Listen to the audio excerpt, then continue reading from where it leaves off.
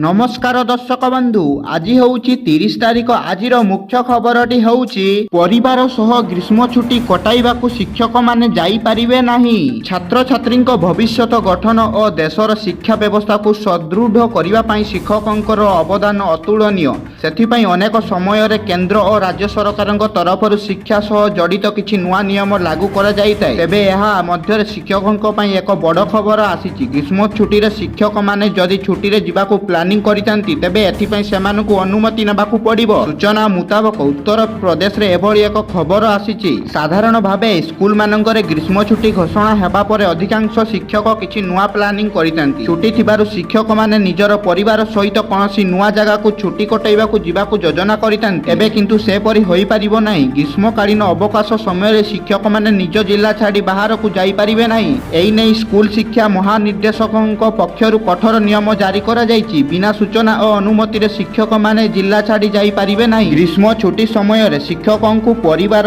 सर्वेक्षण DBT funding कार्य रे लगा जिवो। पूर्वरु असंपूर्ण अवस्था रे पड़ी रहितबा कार्य को एबे शिक्षकों जरिया रे पूरा करा जिवो। एबे एई नुआ नियम लागू हेबा परे शिक्षकों को एबे लागिछि बड़ झटका। निजर परिवार सह खुशी रे छुट्टी कटाइया को योजना करुथबा शिक्षक माने एबे चिंतार पड़ी जाइछन्ति।